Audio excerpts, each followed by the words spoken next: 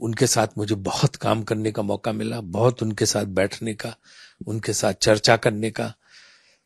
उनकी एक तो जानकारी जबरदस्त थी, चाहे आर्थिक विषय हो चाहे दूसरे विषय हो।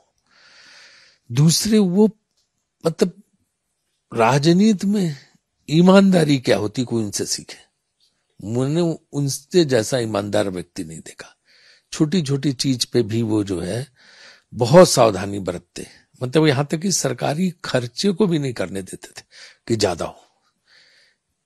एक बार उनके घर में वरांडे में पानी आ रहा था पीएम हाउस में, तो सीपीडब्ल्यूडी के इंजीनियर जो है वो कैनोपी लगा रहा था, छतरी, ताकि पानी अंदर न जाए। वो आ गए, उन्होंने देखा ये क्या कर रहे हो, उनका सब ये पानी अंदर आता है इसलिए लगा रहे। कितने खर्च आएगा? 30,000 रुपए।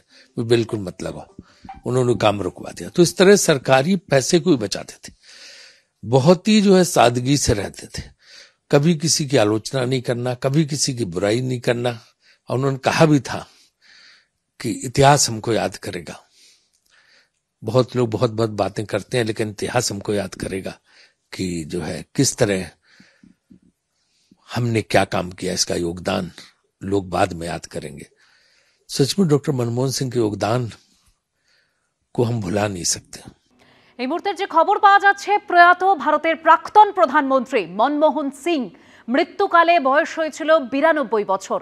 গুরুতর অসুস্থ হয়ে দিল্লির এইমসে ভর্তি করা হয়েছিল প্রাক্তন প্রধানমন্ত্রী মনমোহন সিংকে। দিল্লির এইমসে পৌঁছেছেন সোনিয়া গান্ধী ও প্রিয়াঙ্কা গান্ধী। শ্বাসকষ্টজনিত কারণে হাসপাতালে ভর্তি করা হয় ভারতের প্রাক্তন প্রধানমন্ত্রীকে। 2004 সাল থেকে 2014 সাল পর্যন্ত ভারতের প্রধানমন্ত্রী ছিলেন মনমোহন সিং। প্রয়াত ভারতের প্রাক্তন প্রধানমন্ত্রী মনমোহন সিং মৃত্যুকালে বয়স হয়েছিল 92 বছর।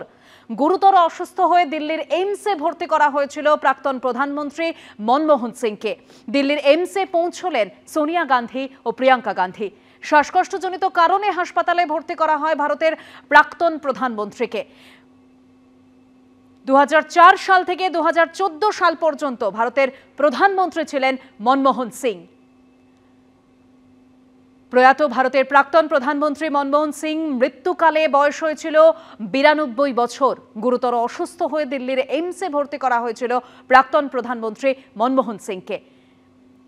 দিল্লির এইমসে পৌঁছলেন সোনিয়া গান্ধী ও প্রিয়াঙ্কা গান্ধী। শ্বাসকষ্টজনিত কারণে হাসপাতালে ভর্তি করা হয় ভারতের প্রাক্তন প্রধানমন্ত্রীকে।